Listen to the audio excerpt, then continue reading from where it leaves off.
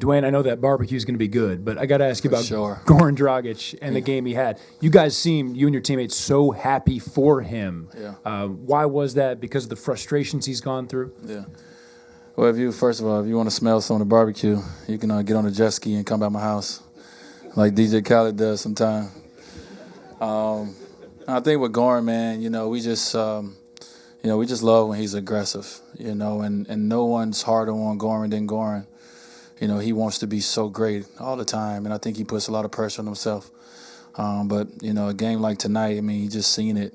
He was just in that, that what we've all seen before he even got here. He was just in that mindset that he was gonna keep going and keep going. I mean, I think Kemba Walker, man, he gave us everything in Game 6, and I thought Goran did the right thing by coming out this game and just putting some pressure on him, making it hard on him on the defensive end of the floor.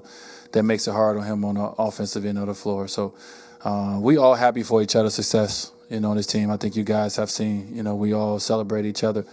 And I think that's one of the reasons we've been able to be successful because, we don't have a lot of selfish guys. It's really about, enjoying each other's success. And we've been able to do that. So today it was Goran's moment, and we loved it. Dwyane, Eric talked a little bit about kind of the meeting before you guys went up to Charlotte and sort of what the focus was there. Did any of the players take the lead kind of in the conversation about sort of what the task was going to be as you were down 3-2? We didn't say anything. Obviously he opened up for the captains to say something at the end, but it was nothing need to be said. It wasn't about, for me in my mind, it wasn't about an emotional speech. I was going to lead by example. I think UD, when he got his opportunity to speak on game day, he would. But, that day was just for everybody to reflect on, on what we needed to do, and think about the game that we just lost, and what can you do individually better in the next game to help us win the ball game. It wasn't about thinking about the moment if we lose the season over. It's about, these games have been close the last two we lost. How can we change something we've done individually to help our team get over the hump? And we all did that. So, we came in, we watched film, we did what Coach wanted us to do, and we got out of there, and we moved on to the next day. It's very meaningful from the standpoint of kind of how this team mentality is, and we've had a lot of like a lot of teams in the NBA, not just us, but losing Chris was a big blow for this team. At the time we did, it hurt us, but the emergence of Luol Deng was, I think, the most important thing to salvage this season. I mean, I got to give Lou a lot of credit. He wanted the opportunity, and he got it, and he did something with it. So, we never can replace Chris. I wish we had him. We missed some late games, we missed his big shots.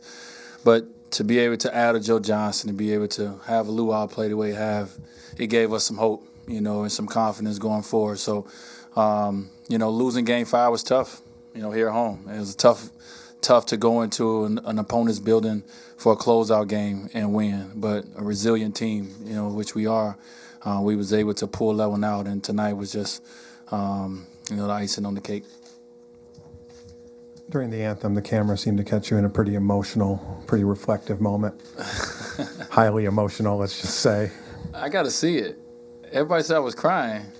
I was just focused. Maybe I was sweating. There's a picture that would indicate I need a to see tear. And regardless, what was going through your mind? No matter what was coming out of your eye at that moment, what was going through your mind at that moment? I'm not a prophet or anything, but I knew he was winning this game. I think for me as a leader, just really proud of my guys. Really proud of us going, thinking about going into Game 6 and winning that game, and for these guys to get opportunity playing in Game 7, and to experience it. For me, I take a lot of pride in that, and just thinking about them and how they're gonna feel afterwards. When they get a chance to experience this, it's an amazing feeling when you fight. Versus a team who's just as equal as you are, and you're able to pull it out in the Game 7. I mean, that shows a lot about you, and so I was just focused on that, thinking about that more so than anything. I wasn't crying. I was focused. I was sweating, I'm sure. Dwyane, after everything that happened to change the team last year, to all the things that you guys have been through this year, how sweet does this particular advance to the conference semifinals feel versus in the past? Yeah, well, it feels great. I mean, not making the playoffs last season. I've been here 11 years. Well, now counting this year, I've been here 13 years, and I've been in the playoffs 11 years. That's all. That's what we used to. That's what I'm used to. And it was weird to say the least last year, not making the playoffs. But I think for this team, it helped us in a lot of ways. I know individually it helped me get some rest. And I think it helped us all understand that nothing is guaranteed, man. And when you get your opportunities, you have to seize them. You can't let them go. And we've continued to do that throughout this year. Every time we've had it, where it looked like the door was about to close, we somehow, some way, we opened that door and we pushed through it, and we continue to push forward. So this is a great moment for this team. With every opportunity we had just to lay down, to be advanced into the second round against whoever our next opponent is. I guess we'll all find out later tonight. But obviously we're going to enjoy it today. And then we get right back to work tomorrow, all preparing for next round.